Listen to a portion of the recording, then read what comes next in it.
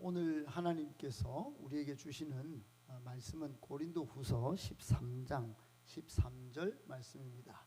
신약성경 301쪽에 있습니다. 한 절인데 우리 축도로 많이 쓰는 그런 구절입니다. 우리 한 목소리로 한번 같이 합독하겠습니다. 시작. 주 예수 그리스도의 은혜와 하나님의 사랑과 성령의 교통하심이 너희 무리와 함께 있을지어다. 아멘. 여러분은 축도를 잘 안 하시지만 목사가 하는 권한에 우리 총회 헌법에 그렇게 되어 있어서 그렇게 하지만 여러분 축도의 기회를 한번 받았다 생각하고 한번 축복을 하는 마음으로 여러분 자녀나 가정이나 축복하는 마음으로 한 번만 더 읽어볼게요. 시작.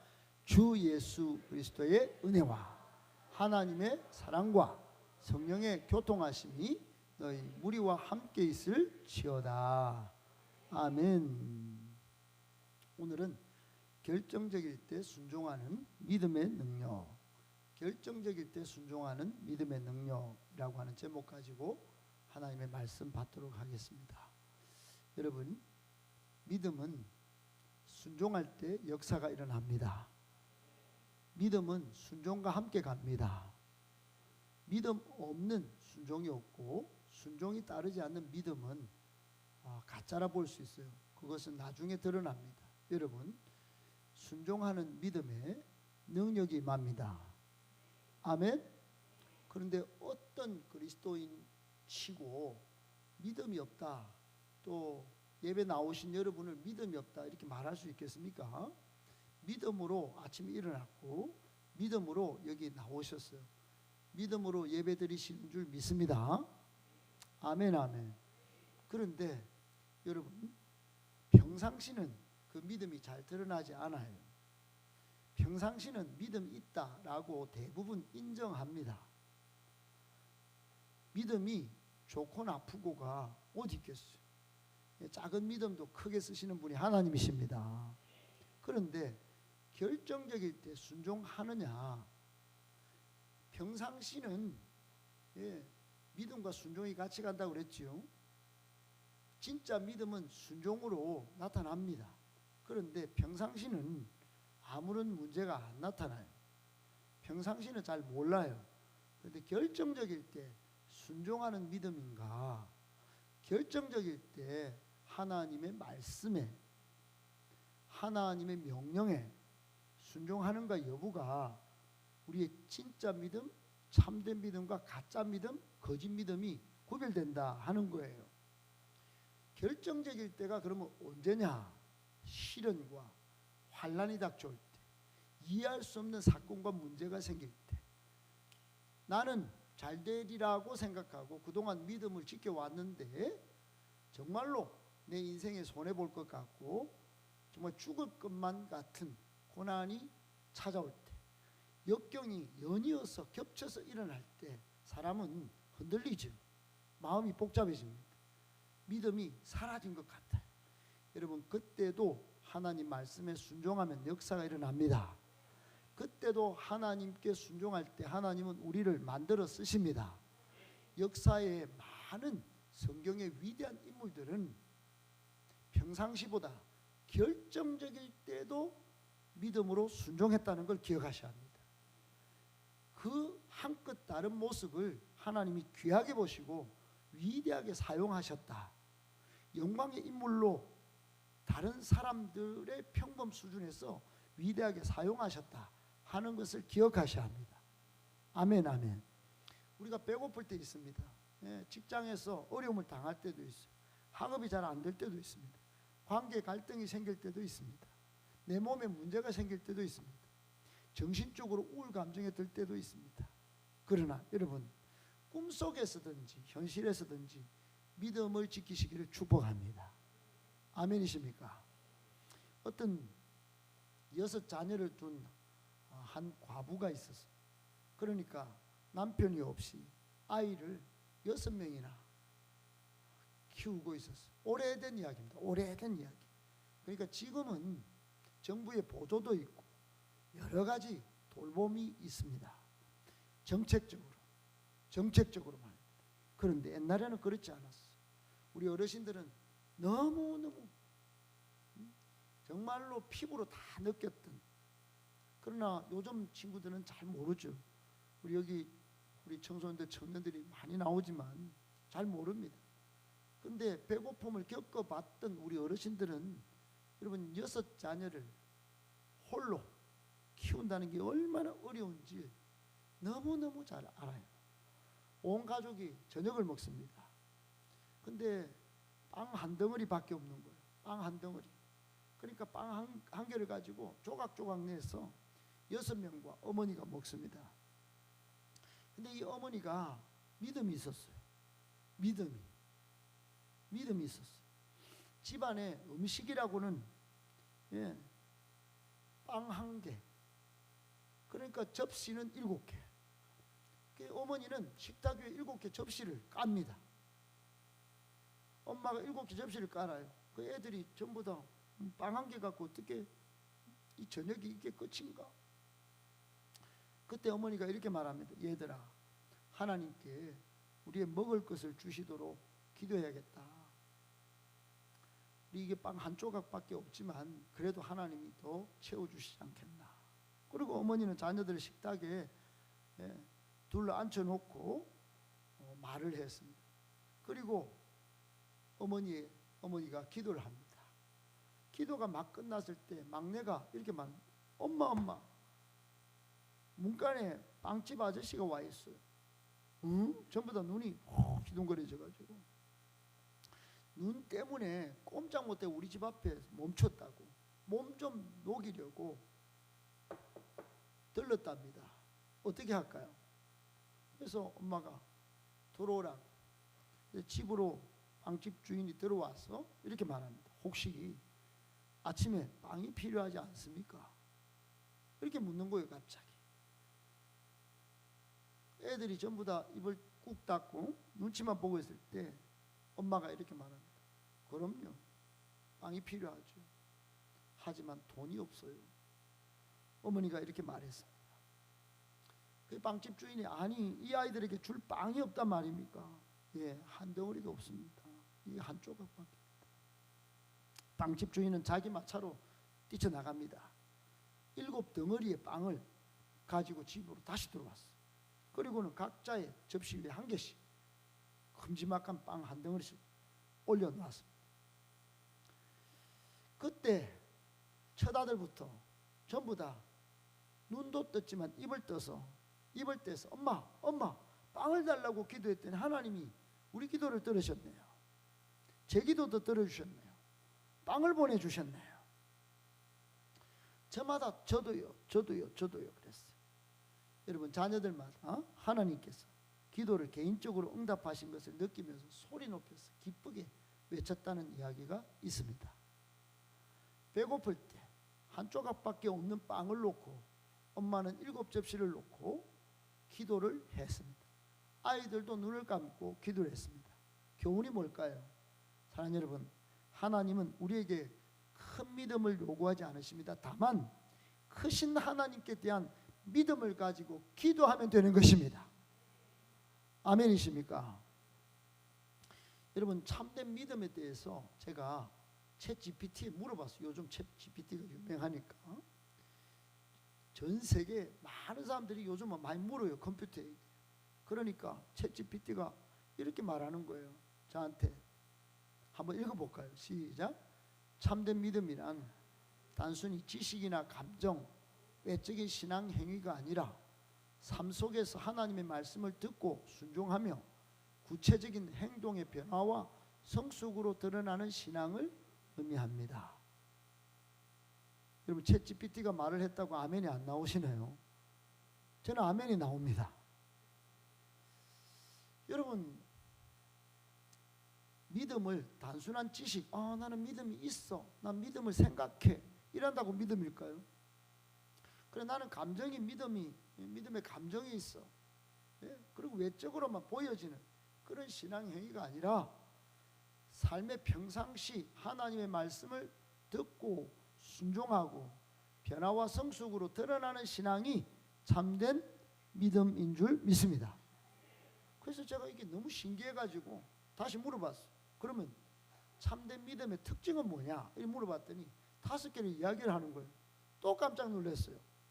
그래서 첫 번째가 뭐냐? 행함이 동반된 믿음.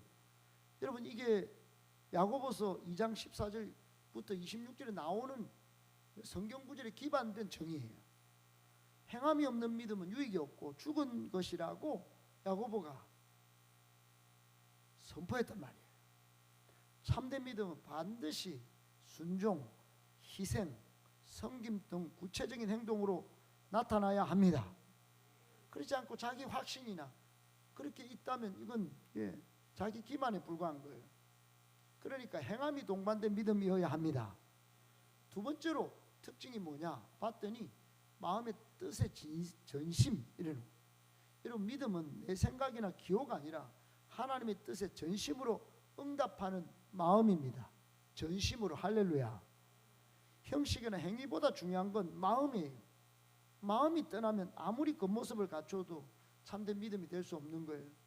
오늘 여기 중앙에 강효근이라는 친구가 있어요. 살을 다 빼가지고 강효근이 반쪽은 어디 갔는지 어젯밤에 마실 나가서 동네를 한 바퀴 도는데 만났어요. 땀을 뻘뻘 흘리면서 운동을 하고 있는. 그래서 첫 마디가 이제 몇 년쯤 됐나? 내일 예배 나가려고 했는데 목사님 만났네. 이렇게 하는 거예요. 그 마음에 전심이 느껴졌어요. 오늘 그런 말을 하고도 안 나올라나? 그런데 전심이 느껴지는 행동이 나온 겁니다. 할렐루야. 세 번째는 하나님과의 관계입니다. 여러분 참된 믿음은 하나님과의 관계에서 신뢰와 순종을 바탕으로 말씀을 듣고 지키는 데서 형성되는 게 참된 믿음인 줄로 믿습니다. 다 아시겠죠? 믿으시죠? 제일 중요한 게 하나님과의 관계예요. 그리고 네 번째, 다섯 번째는 삶의 변화와 성숙이고 내 안에 사도 바울이 말한 것처럼 예수님이 사시는 삶이에요. 그러니까 결정적으로는 이런 참된 믿음이 외적인 것이 아니고 관념적인 것이 아니고 삶 속에서 하나님의 말씀을 순종하고 실천하는 것, 그렇게 변화가 나타나는 것, 이게 참된 믿음이라는 거예요. 저는 동의가 되어졌어요. 그리고 성경의 인물들을 생각해 봤어요. 그랬더니 한 명, 아브라함이, 믿음의 조상 아브라함이 생각났어요. 여러분 창세기 22장에 아브라함을 한번 보세요.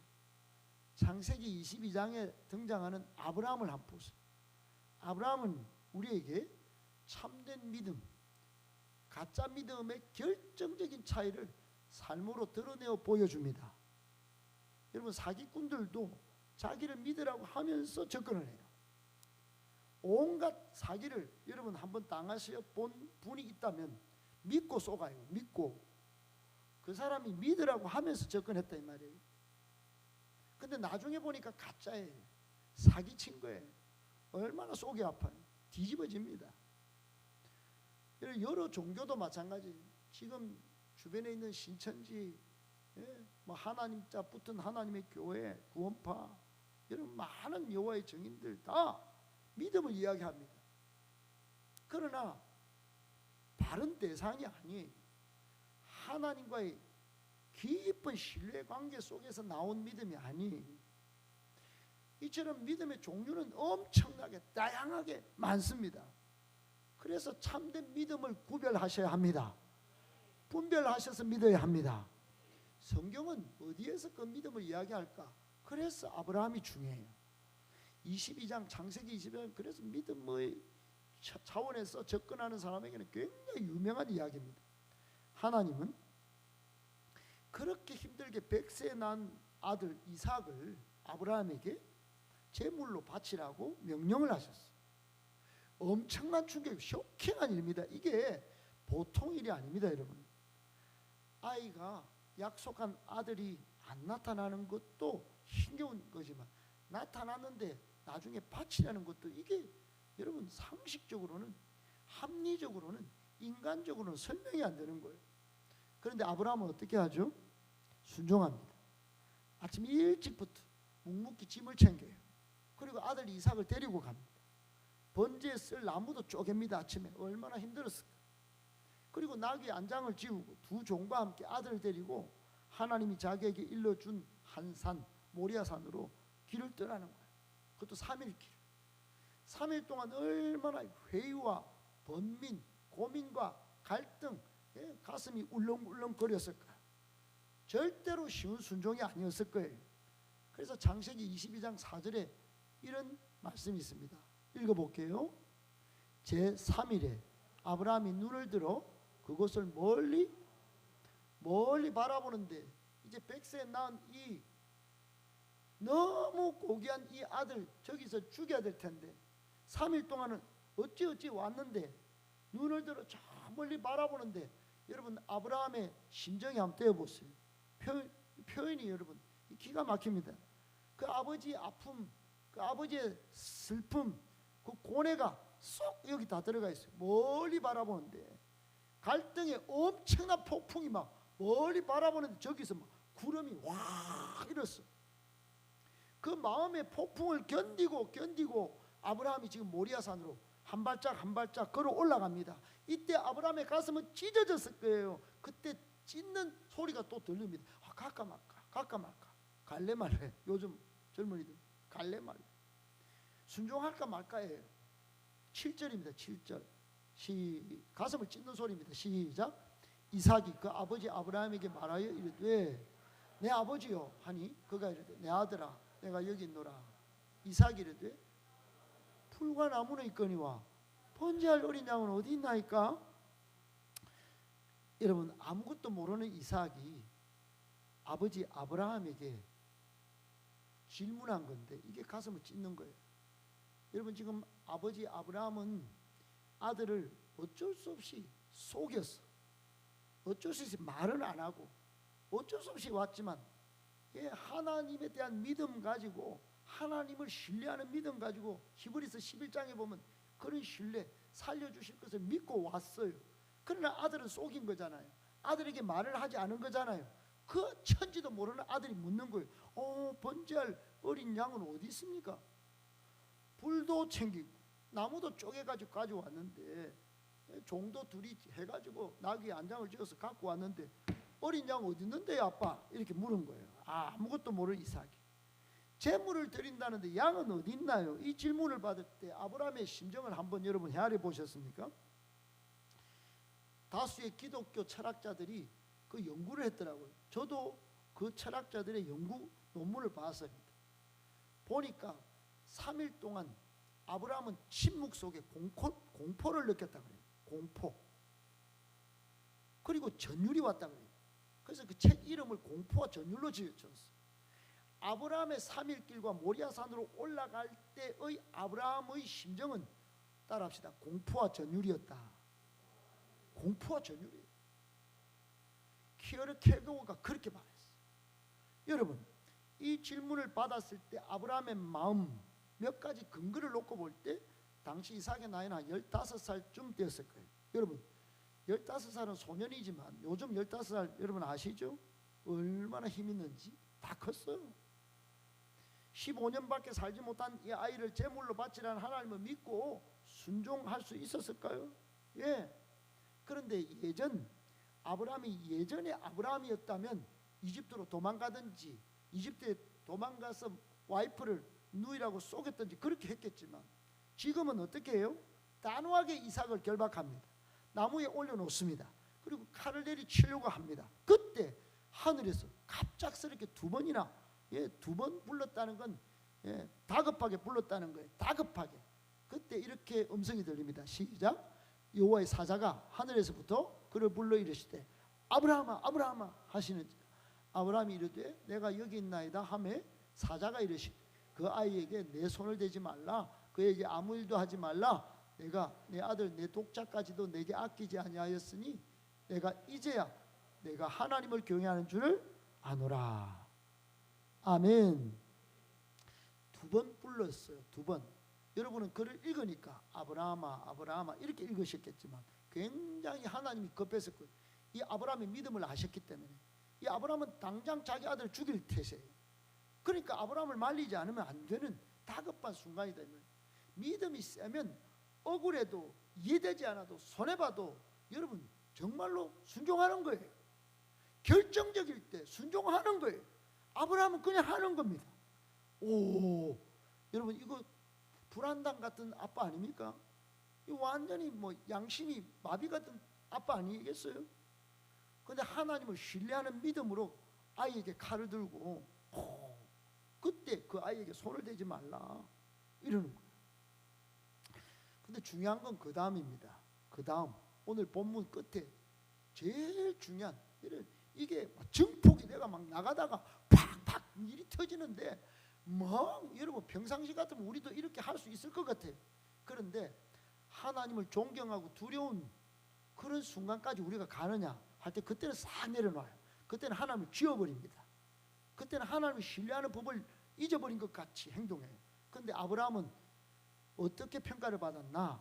내가 이제야 하나님을 경외하는 줄 알았다. 다시 말하면 드디어 시작 드디어 네가 온전히 나를 신뢰하였구나.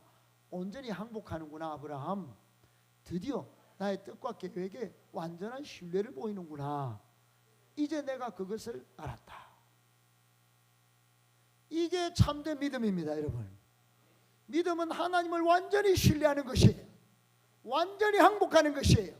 하나님의 뜻과 계획에 완전히 신뢰를 보이는 것이에요. 그걸 넘어서 하나님께 완전히 따라합시다. 설득당하는 것이다.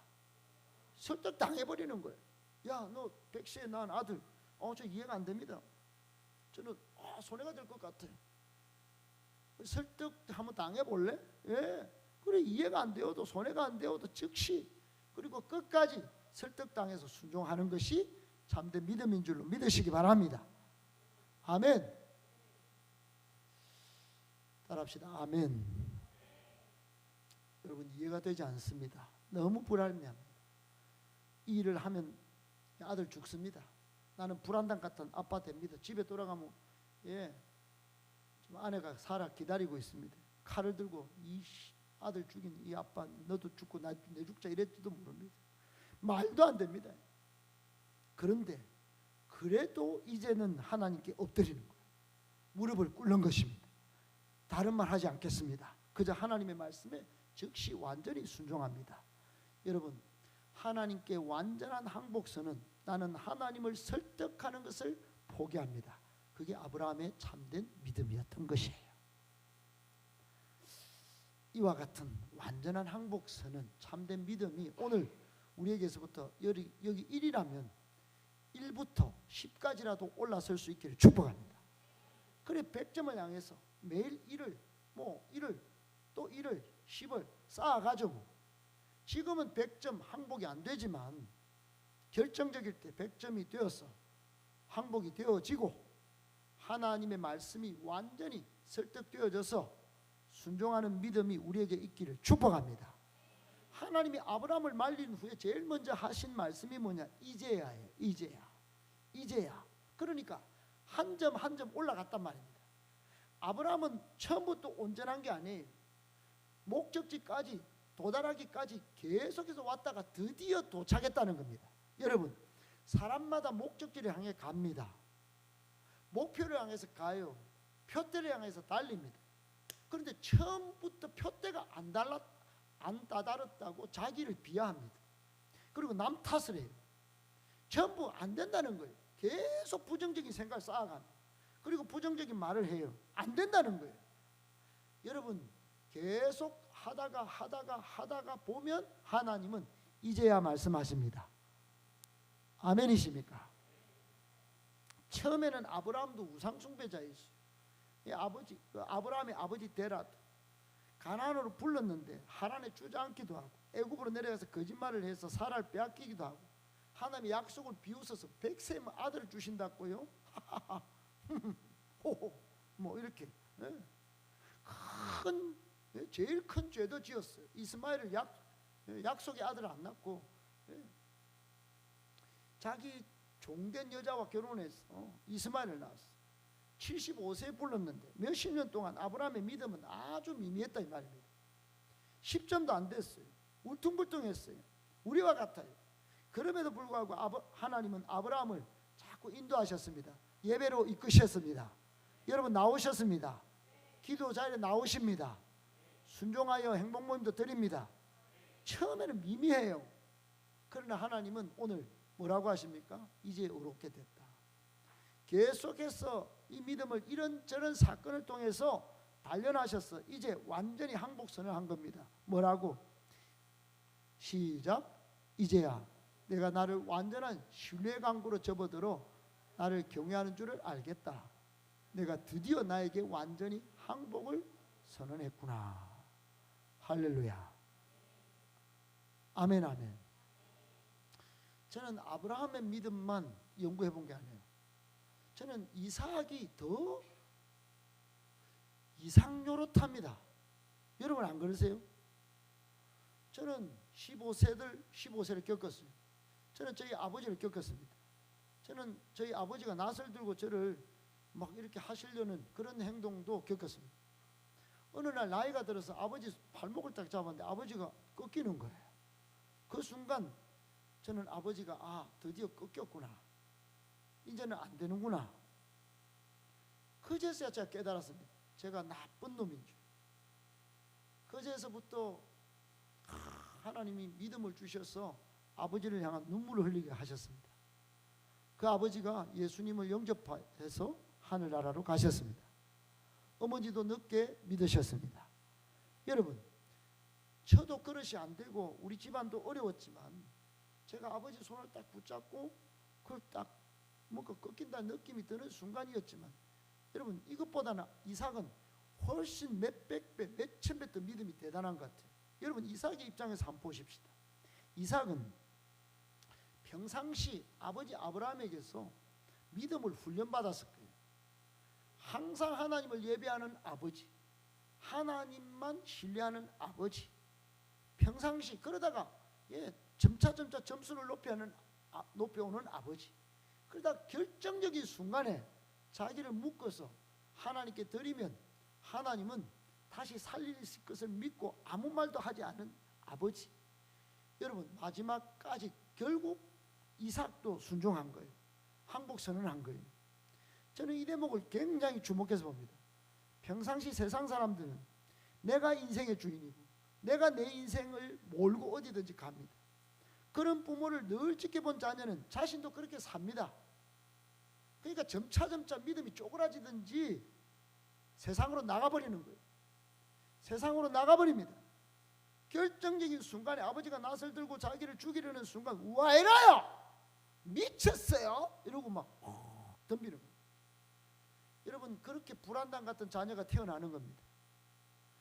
평상시 나의 믿음이 1점이지만 믿음을 높여가기를 축복하는 것입니다.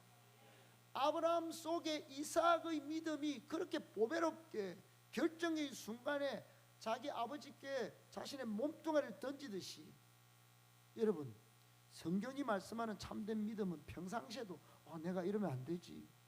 하나님은 창조주이시고 나는 피조물일 뿐이지. 나는 텅 빈 존재, 나는 먼지 같은 존재인데 내가 이러면 안 되지 하면서 나를 버리는, 따라합시다. 항복훈련, 순종훈련, 신뢰훈련을 하셔야 합니다. 그러면 결정적일 때 온전한 항복을 할 수 있는 참된 믿음의 소유자가 될 줄로 믿습니다. 결정적일 때 근데 반대로 잘났다 고개를 빳빳이 와 이라요? 하나님 도대체 와 이라요? 내가 뭐 교회를 안 다녔어요, 순종을 안 했어요, 내가 예배를 안 드렸어요, 헌금을 안 드렸어요, 왜 이래요? 여러분 고개를 조아리고 하나님 앞에 항복을 선을 못하는 거예요. 나에게 선한 것이 있고 나에게 원인이 있고 내 실력이 있다고 그렇게 당당하게 굴고, 여러분 참된 믿음은 이런 거 다 내려놓고 그리스도의 은혜가 없으면 망할 수밖에 없다고 소리 높여 부르짖는 것입니다.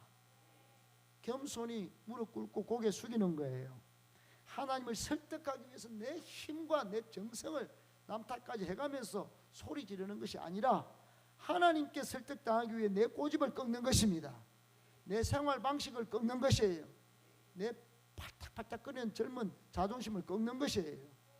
여러분 탕자 비유 아시죠? 탕자.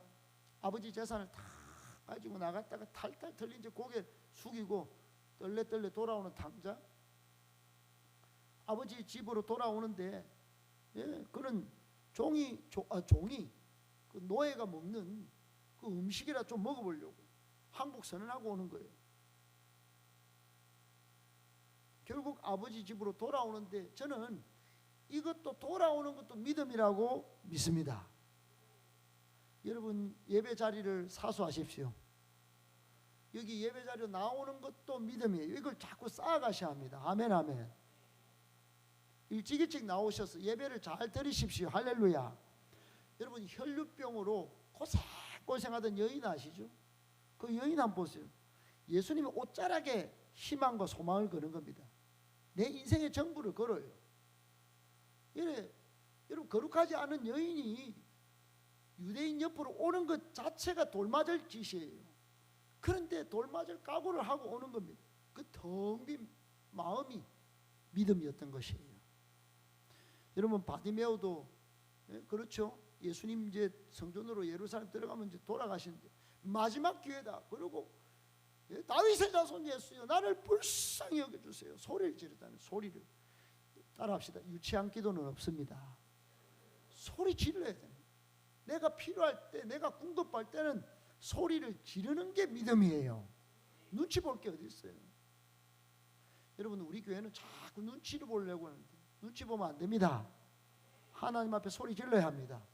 여러분 바울을 보세요. 평생 동안 쌓아 올린 모든 학문이 다 무너지고 평생 동안 열심을 부렸던 그 모든 종교생활 그게 다 파괴됐어요.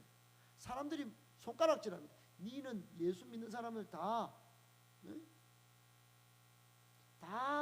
고통받고 가정이 무너지게 만들고 십자가에 달리게 만든 니는 우리의 원수 대적이야. 그리고 늘 좀 혼자 조용히 있으면 마귀까지 참선하는 거예요. 오, 니는 사람 죽이는데 잘나대? 잘하대? 젊은 엘리트 배워가지고 사람 죽이는데 잘나서대? 이제는 사람 살리려고 나섰냐? 니 같은 게 무슨 일 하겠냐? 여러분 얼마나 많이 찔렸겠어요. 그러나 바울은 하나님께 받아 가진 이 복음 전하는 일에 목숨을 걸었습니다. 믿음이 결정적일 때 그 믿음 가지고 바짝 주님께 엎드리고 끝까지 달려간 거예요.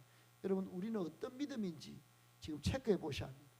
혹 자기를 설득하면서 힘겹게 그냥 종교 생활만 하고 있는 것은 아닌지 외형적인 것만 지금 막 쌓으려고 이 정도 하면 정성을 다한 거 아닐까? 외적인 부산물만 한 개씩 잡아가지고 이거 잘했네. 이쯤 하면 뭐 이제 말년까지 잘 왔지 뭐. 여러분 충실하게 끝까지 호흡이 코에서 끊어질 그 순간까지 결정적인 내 자신을 다 헌신할 수 있는 믿음이 여러분에게 있기를 축복합니다. 자아중심적인 거 말고 말입니다. 그러니까 내 중심적으로 뭘 하려는 것은 참된 신앙이 아닙니다. 그건 행위예요. 그거는 불교 신자도 하고 다른 다 종교인들도 다 하는 거예요. 사기꾼도 자기가 사기를 잘 친다고 믿고 하는 겁니다. 믿음은 하나님께 두 손 들고 항복하는 것이에요.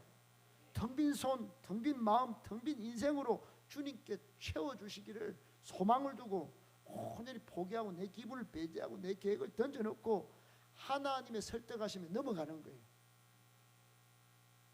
할렐루야. 여러분 성경에 보면 그 순종이 안 돼서 왕자리까지 올라갔다가 왕에서 쫓겨났어. 자신의 목숨을 자기가 꺾은 한 왕이 있습니다. 이스라엘의 초대왕 사울이 그래요. 사울은 자기를 믿은 거예요. 결정적인 때 순종해야 돼. 초반에는 하나님 말씀 따라 잘 갔습니다. 그런데 여러분 결정적일 때가 중요합니다. 따라합시다. 결정적일 때 순종해야 합니다. 따라합시다. 예배보다 제사보다. 그러니까 사무엘 제사장이 예언자가 그 사울에게 가서 여보세요 사울 왕님 순종이 제사보다 낫거든요. 예배보다 외형적인 예배보다 순종이 나아요. 하나님은 순종을 원하세요. 여러분 진작 그 순종의 이야기를 오늘 설교처럼 듣고 내 삶을 변화시켰더라면 사울은 실패하지 않았을 거예요. 그 사울은 우리에게 반면교사로 우리에게 이야기합니다. 지금 반면교사가 뭡니까? 잘못된 삶을 살아서 우리에게 가르치는 교사가 된 거예요. 성경은 이렇게 잘못된 삶을 산 사람들을 왜 이렇게 많이 적어놨나? 저는 초반에 성경 읽다가 너무너무 궁금했어요. 하나님이 시간이 지나면 지날수록 저한테 이렇게 말씀해요. 네 꼬라지가 그렇다. 아직도 넌 계속해서 바꿔나가야 된다. 실패 속에 네 인생이 반면교사다. 네. 그러나 진면교사가 있다. 이렇게 말씀하셨어요. 여러분 진면교사가 예수님이십니다. 그 예수님을 구약의 쭉 역사로 올라가면 다윗이 그랬어요. 다윗은 목동으로 지낼 때 양떼를 치는데 첫째 형은 아버지 옆에 있어요. 둘째 형도 아버지 옆에서 항문을 가고 닦아요. 셋째 형도 칼을 잡고 군인이 되려고 멋진 사령관이 되려고 준비하고 있어요. 말째니까 아무것도 못하고 저기 양떼에 가서 염소 똥이나 양 똥이나 치면서 거기서 홀로 고독을 씹으면서 그런데 여러분 다윗은 시편 23편에 여호와는 내 인생의 목자십니다. 주인님이십니다. 내비게이션이십니다. 그 말씀 따라가면 제 인생에 부족함이 없습니다. 그렇게 노래한단 말이에요. 한국선을 잘하는 거예요. 할렐루야. 텅 빈 마음이 거기서 채워주시는 하나님을 노래를 했다. 노래를. 그러니까 하나님은 이 다윗을 따라합시다. 내 마음에 합한 자. 그렇게 하는 거예요. 여러분 사울이 죽은 것은 역대상 10장 우리가 지금 새벽에 보고 있는데 뭐라고 말씀하시냐? 성경에 이렇게 기록되어 있습니다. 시작. 사울이 죽은 것은 여호와께 범죄하였기 때문이라.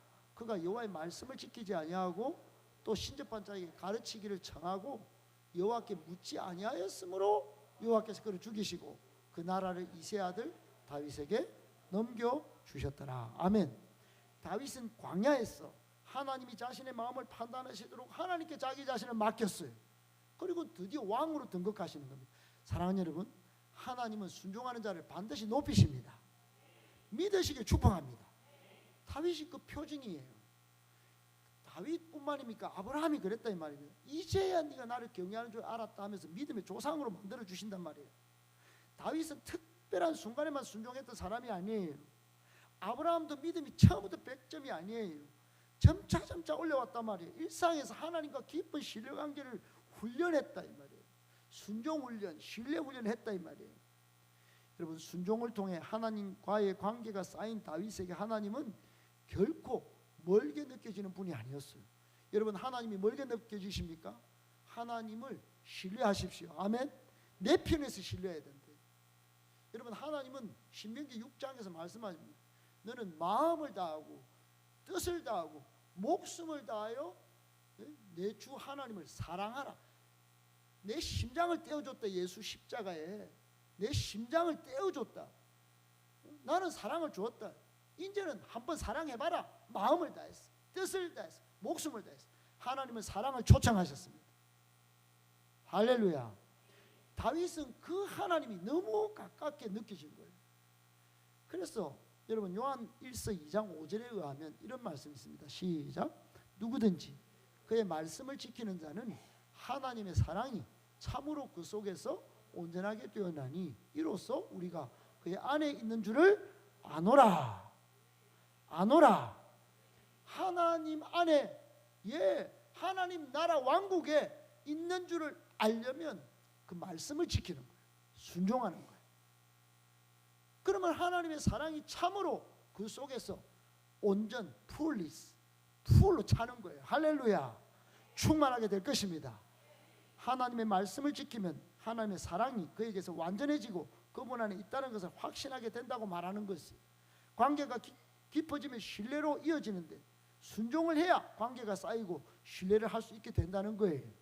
그런데 오늘 말씀 정리하겠습니다. 여러분 오늘 본문의 말씀을 우리가 읽었어요.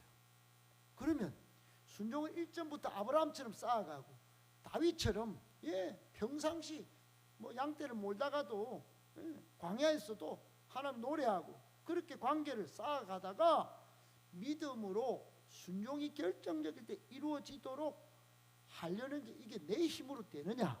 따라합시다. 내 힘으로, 내 능력으로 안 되는 것이 성령님으로 됩니다. 아멘, 아멘. 평상시 성령님과 깊이 교통, 하나님이 우리 속에, 우리는 성령님을 통하여 하나님께로 그렇게 가다 보면 그게 훈련되어지고 결정적일 때 성령께서 순종하게 하시는 것입니다. 내 힘으로 안 되는 거예요. 내 입으로도 안 돼요. 그런데 성령 충만하면 따라합시다. 나를 이기고 세상을 이기고 원수 마귀를 이기고 결정적인 순간에 순종하여 믿음으로 승리한다.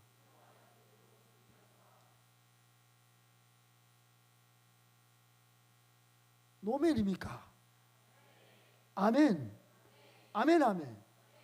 여러분, 그래서 성령 충만을 구하십시오. 성령 충만하기를 위해서 우리는 양육할 때 수레바퀴의 삶을 살라고 합니다. 예배를 잘 지키고 기도 생활을 꾸준히 하고 큐티도 하고 말씀도 암송하고 쭉 이런 루틴을 지켜나가야 되는 거예요. 할렐루야. 초대교회 성도들은 마가의 다락방에서 다른 거 일체 내려놨어요. 우선적으로 말씀과 기도에 전무했어요. 그러니까 그때는 구약성경밖에 없었단 말이에요. 구약성경 읽고 기도를 전심으로 하니까 120명 우리 교회만큼 이런 딱 공간이에요.